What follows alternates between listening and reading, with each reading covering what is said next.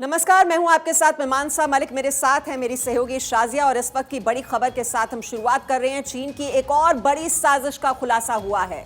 नेपाली तिब्बत के नागरिकों को भर्ती कर रहा है चीन, ये जानकारी मिल रही है। खुफिया विंग में नेपाल तिब्बत के लोगों की भर्ती की जा रही है। हिंदी जानने वाले नेपाली तिब्बती लोगों की भर्ती, भारतीय सेना के वायरलेस मैसेज समझने के लिए ये भर्ती हो रही है। हिंदी जानने वालों के लिए खासी ये भर्ती की जा रही है। बड़ी जानकारी आपके लिए, भारतीय सेना के मैसेज आसानी से समझे जा सके उसको लेकर के ये भर्ती हो रही है। चीन की एक और बड़ी साजिश का खुलासा हुआ है। जो नेपाल और तिब्बत के नागरिकों की अब भर्ती कर रहा है, वो लगातार सीधे सीधे लोहा लेने की हर संभव कोशिश में, हर जुगत में लगा हुआ है भारतीय सेना के साथ में। और इसी के तहत, इसी कड़ी में अब एक और बड़ा अपडेट कि भारतीय सेना के मैसेजेस को समझने के लिए वो इस तरह के लोगों का, इन नागरिकों को जोड़ता हुआ नजर आ रहा है, इनकी भर्ती करता हुआ नजर आ रहा है। और शाजिया, इस वक्त एक और बड़ी खबर हमें मिल रही है। एलएसी से जुड़ी हुई इस वक्त की बड़ी खबर अपने दर्शकों को दे दें। भारत चीन झड़प के बाद एलएसी पर पेट्रोलिंग, दोनों देशों की सेनाओं ने एक बार फिर से शुरू की है पेट्रोलिंग। तो 2006 से वैसे ये चलन वहां पर ट्रेंड चलता आ रहा है और एलएसी के आसपास के इलाके और जहां पर ये घुसपैठ की कोशिश की गई है, उसके बाद किस तरह से ये दोनों सेनाएं जो हैं वापस वहां से अपने अपने पोस्ट पर पहुंच गई थीं। और पेट्रोलिंग दोनों देशों की सेनाएं करती हैं अपने अपने जो इलाके हैं। और ये जानकारी मिल रही है कि डिसएंगेजमेंट के बाद अब भारत चीन के बीच जो झड़प हुई, उसके बाद एलएसी पर एक बार फिर से पेट्रोलिंग की जा रही है। दोनों देशों की सेनाओं ने शुरू कर दी है पेट्रोलिंग। तो 2006 से जो ट्रेंड चल रहा था, उसी के मद्देनजर, उसी को आगे बढ़ाते हुए ये दोनों देशों की सेनाओं की ओर से ये पेट्रोलिंग की जा रही है। और इस बीच एक और ब्रेकिंग न्यूज मिल रही है। ईस्टर्न मोर्चे पर तैनात पर युद्ध अभ्यास करेगी एयरफोर्स। दो बड़े युद्धाभ्यास करेगी एयरफोर्स। 15 दिसंबर से एयरफोर्स की पहली एक्सरसाइज शुरू हो जाएगी। 20 दिसंबर से एयरफोर्स का दूसरा अभियान यानी कि एक्सरसाइज शुरू हो जाएगी। इस समय की बड़ी जानकारी हम आपसे साझा कर रहे हैं। तवांग में अभी इस समय क्या चल रहा है, उसका पल पल का जो अपडेट आ रहा है वो आपको बता रहे थे। और इसी बीच जो ब्रेकिंग अपडेट है वो ये कि दो बड़े युद्धाभ्यास करेगी एयरफोर्स। 15 दिसंबर से एयरफोर्स की पहली एक्सरसाइज जो है वो शुरू हो जाएगी और 20 दिसंबर से एयरफोर्स का दूसरा अभ्यास जो है वो भी शुरू हो जाएगा तवांग में ईस्टर्न मोर्चे पर। युद्धाभ्यास आईएएफ की ओर से किया जाएगा। और इसी खबर पर ज्यादा जानकारी और बातचीत के लिए हमारे सहयोगी आनंद हमारे साथ जोड़ रहे हैं। आनंद, एक के बाद एक जो ब्रेकिंग अपडेट्स है वो हमें मिल रही है और इस बीच युद्धाभ्यास से जुड़ी हुई ताजा जानकारी आपके पास क्या अपडेट है? जी, मैं आपको बता दूं, लगातार तवांग की वारदात के बाद, झड़प के बाद भारतीय सेना बिल्कुल पूरी तरह से एक्टिव हो चुकी है या कहीं पूरी तरह से एग्रेसिव हो चुकी है। जहां तक पहले भारतीय सेना ने उस पूरे ईस्टर्न बेस को एक्टिव कर दिया था, उसके बाद लगातार S-400 जैसे डिफेंस सिस्टम को एक्टिव कर दिया था। उसके बाद एक बड़ी खबर अब ये आ रही है कि भारतीय सेना 2 दिन 15 और 20 को वहां एक्सरसाइज करेगी और अपने शौर्य का प्रदर्शन करेगी। जिस तरह का शौर्य उसने इस झड़प में दिखाया, उससे भी डबल शौर्य दिखाया जाएगा और पीएलए का जितना भी हौसला है उसको भारतीय सेना लगातार ध्वस्त करती जा रही है। और जिसके बाद एक बड़ी खबर यह है कि 15 और 20 को दोनों जगह एक्सरसाइज की जाएगी, जिसके बाद भारतीय सेना लगातार इस मोड़ पर पूरी तरह से एक्टिव दिख रही है। जी आनंद, और क्या तैयारियां की जा रही हैं? क्योंकि जो सैटेलाइट इमेजेस सामने आई हैं जहां पर ये घुसपैठ की कोशिश की गई थी चीनी सेना की ओर से, वहां पर दिखाई दे रहा है उन सैटेलाइट इमेजेस में कि चीन की ओर से वहां पर जो गांव है वो भी बसा दिए गए हैं, सड़क का निर्माण किया जा रहा है। मिलिट्री इंफ्रास्ट्रक्चर जो बिल्डअप है वो लगातार हम देखते रहे हैं सैटेलाइट इमेजेस में किस तरह से लगातार बढ़ाया जाता रहा है, चाहे वो हम लद्दाख की बात करें या फिर अरुणाचल प्रदेश की करें। तो ये जो बड़े युद्धाभ्यास होने जा रहे हैं, जो कि 15 और 20 दिसंबर की जो तारीख निर्धारित की गई है, इसके अलावा और भारतीय सेना की ओर से कुछ और तैयारियां भी की जा रही हैं चीन से निपटने के लिए? जी, जैसे जैसे चीन एक अपना वर्चस्व दिखाता जा रहा है, या कहें 2013 जब से शी जिनपिंग ने कम्युनिस्ट पार्टी ऑफ चाइना की कमान संभाली है, तो उसके बाद से ही लगातार चीन को एग्रेसिव देश के तौर पर पूरी दुनिया देख रही है। उसने कई बार एग्रेसिवनेस का तरीका ये रहा कि भारत के साथ भी झड़प की है और उसके बॉर्डर्स पे एक के बाद एक इन्फिल्ट्रेशन करके अंदर आने की कोशिश की है। लेकिन लगातार भारतीय नेवी या भारतीय एयरफोर्स या कहें भारतीय सेना का शौर्य कुछ इस कदर रहा, उन्हें हर बार हर बार ही पीएलए को धूल चटाई है और उसके साथ साथ पीएलए एक के बाद एक तैयारियां और करती जा रही है, जिसमें सबसे बड़ा देखा जा रहा है कि बॉर्डर को पूरी तरह से कनेक्टेड कर रहे हैं। आज बात कर लें आप तिब्बत की, अरुणाचल की, सिक्किम की, उत्तराखंड की, तमाम बॉर्डर्स पे पूरा इंफ्रास्ट्रक्चर बनाया जा रहा है। चीन तिब्बत के लास्ट बॉर्डर लासा से लेकर तमाम हाई स्पीड रेल चला रहा है, जिसके साथ में पूरी रणनीति तैयार की जा रही है। संसद में इस पर दिन भर चर्चा हुई है, बहस हुई है, हंगामा हुआ है वो एक तरफ, लेकिन उस संसद से पहले, उस हंगामे से पहले एक बैठक भी हुई है जिसमें तमाम बड़े अधिकारी, तमाम बड़े लोग सेना से जुड़े हुए मौजूद रहे, उपस्थित रहे। रणनीति पर हम लगातार काम कर रहे हैं और इसी को देखकर ऐसा लग रहा है कि चीन में कहीं ना कहीं फ्रस्ट्रेशन भी है। जी, आपने बिल्कुल सही कहा। चीन समझ चुका है कि अगर बात करें अब इस भारत की, तो वो 1962 वाला भारत नहीं है। ये नया भारत है जो लगातार काउंटर स्ट्राइक्स कर सकता है, एयर स्ट्राइक कर सकता है, जैसे कि हमने देखा है पाकिस्तान में लगातार किस तरह की कोशिश की गई। हम लोगों ने उसकी सेना के उस बेस में जाके अंदर जाके उनको मारा था। उसके बाद से चीन भी लगातार इसको लेके एक्टिव है। और हम बता दें, हमने भी बिल्कुल जैसे कि चाइना ने बिल्कुल बॉर्डर इंफ्रास्ट्रक्चर पर जोर दिया है, हमारा भी BRO यानी बॉर्डर रोड ऑर्गेनाइजेशन लगातार इंफ्रास्ट्रक्चर को बना रहा है, तमाम रोड्स को बना रहा है। बॉर्डर से सीमांती इलाकों में एक क्वालिटी के रोड्स बनाए जा रहे हैं जिससे ज़्यादा से ज़्यादा कनेक्टिविटी हो और फास्ट कनेक्टिविटी हो, हम अपनी सेना को जल्द से जल्द डिप्लॉय कर सकें। और तमाम ऐसी इंफ्रास्ट्रक्चर दिया जा रहा है जिसमें 5G इंटरनेट से लेकर कनेक्टिविटी से तमाम कोशिशें की जा रही हैं। जब से मोदी सरकार आई है, इसको लेकर एक विशेष इंतजाम किया गया है। BRO को लगातार एक के बाद एक बार हर बार फंड बढ़ाया जा रहा है, जिसके साथ ही साथ उस कनेक्टिविटी, उसमें इंफ्रास्ट्रक्चर को देखने के बाद तमाम तरह से पीएलए भी पूरी तरह से नर्वस है। और उसके साथ साथ भारत के पास S-400 जैसे एंटी डिफेंस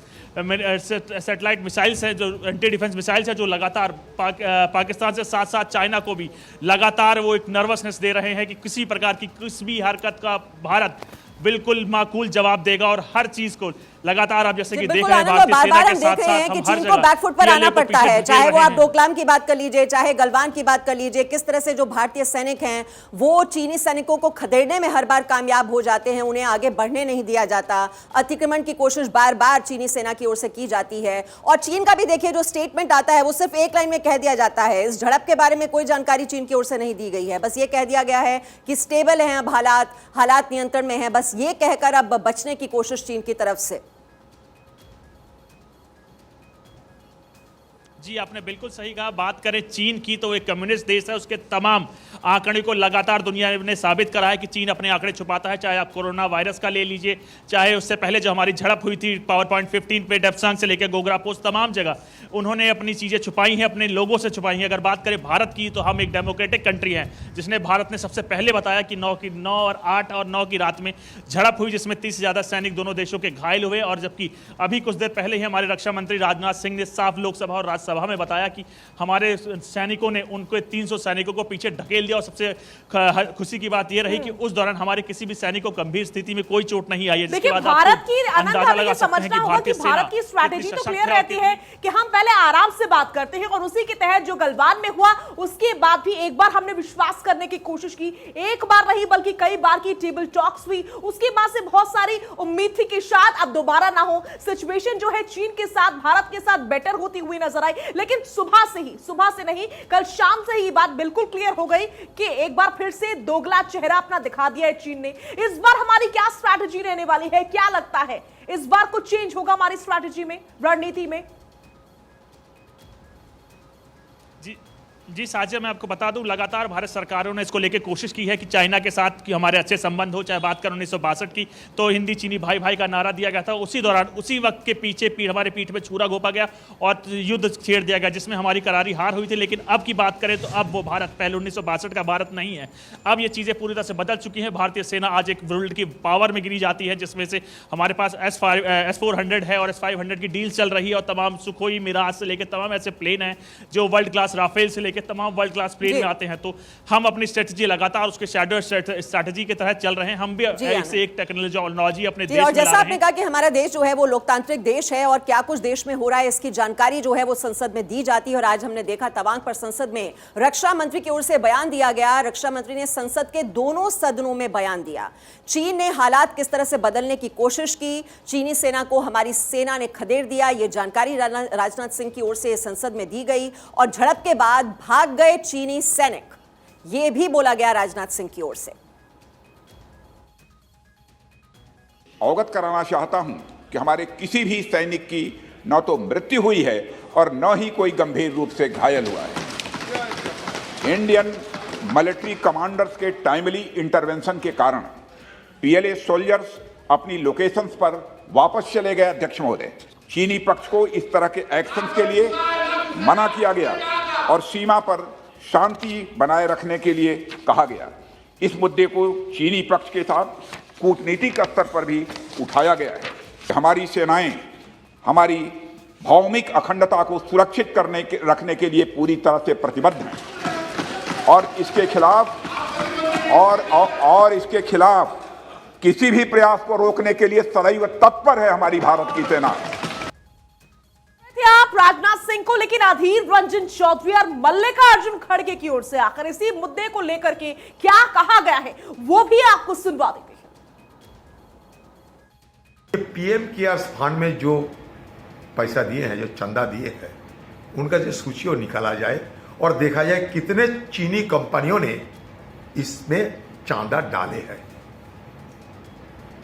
रक्षा मंत्री की जो अपने अधिकार होते हैं वो अधिकार नहीं जता पा रहे हैं। इसका मतलब ये लगता है रक्षा मंत्री को खुद अपने को रक्षा करने की हथियार नहीं है तो देश को कैसे रक्षा करेगी। तो छोड़ दे रक्षा मंत्री वो कुर्सी और गृह मंत्री को दोनों कुर्सी दे दिया जाए, जैसे कि गृह मंत्री, कोऑपरेशन मिनिस्टर और ये रक्षा मंत्री भी उनको सब सौंप दिया जाए। अरे अपना स्टेटमेंट पढ़ा चले गए, क्लैरिफिकेशन तो हम पूछ रहे थे, क्लैरिफिकेशन के लिए वो तैयार नहीं थे।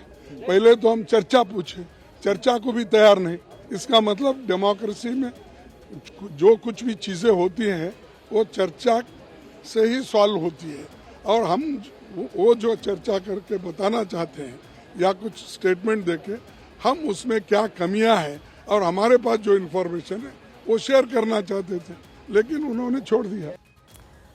और वहीं कांग्रेस पर अमित शाह ने बड़ा आरोप लगाया है। कांग्रेस ने चीनी दूतावास से पैसा लिया था, ये अमित शाह का आरोप। 2006 से लेकर 2007 के बीच में चीनी दूतावास से पैसा लिया गया। चीन पर कांग्रेस का दोहरा रवैया है, ये आरोप भी अमित शाह ने लगाया है।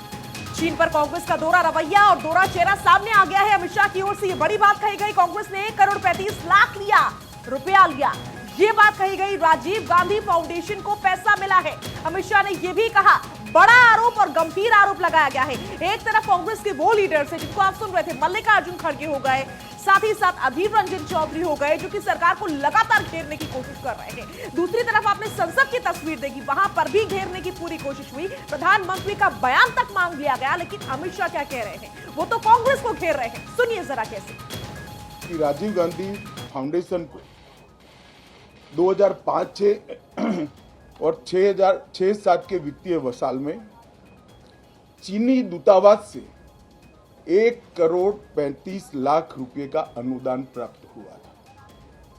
चूंकि एफसीआरए के कानून और उसकी मर्यादाओं के अनुरूप नहीं था, तो नोटिस देकर पूर्णतया कानूनी प्रक्रिया का अनुपालना करते हुए गृह मंत्रालय ने इसका रजिस्ट्रेशन रद्द किया है। फाउंडेशन ने अपना रजिस्ट्रेशन सामाजिक कार्यों के लिए करवाया है और ये जो राशि चीनी दूतावास से मिली, इसका उपयोग भारत चीन संबंधों के विकास पर शोध करने के लिए ये पैसा दिया गया है। तो अमित शाह को आप सुन रहे थे, लेकिन इसी बीच चीन के खिलाफ जम्मू में प्रदर्शन हुआ है। तवांग में झड़प को लेकर के लोगों में गुस्सा है। चीन के खिलाफ कड़ी कार्रवाई की मांग की जा रही है, तो जम्मू में प्रदर्शन हो रहा है। चीन के इस आक्रामक रवैये के खिलाफ, जिस तरह से चीन की ओर से बार बार अतिक्रमण करने की कोशिश की जाती है, घुसपैठ की कोशिश की जाती है, उसी को लेकर आप देख रहे हैं जम्मू में ये विरोध प्रदर्शन किया जा रहा है और मांग की जा रही है चीन के खिलाफ कड़ी कार्रवाई होनी चाहिए। तो लद्दाख में पहले इसी तरह के हालात बनते हैं, हमने देखा, चाहे डोकलाम की बात हो, गलवान की बात हो, वहां पर भी इसी तरह से झड़प हुई थी भारतीय चीनी सैनिकों के बीच और तब भी हमने भारतीय जवानों को खोया था। और अब एक बार फिर से अतिक्रमण की कोशिश की गई तवांग सेक्टर में, जिस पर दावा ठोका जाता है चीन की तरफ से ये गलत तरीके से जो मैकमोहन लाइन है उसका उल्लंघन करता है चीन, उसको एक्सेप्ट नहीं करता है और बार बार ये अतिक्रमण की कोशिश। और आप देख रहे हैं लोग कितने आक्रोशित हैं चीन की इस कार्रवाई के खिलाफ। मांग की जा रही है कि कार्रवाई होनी चाहिए चीन के इस रवैये के खिलाफ।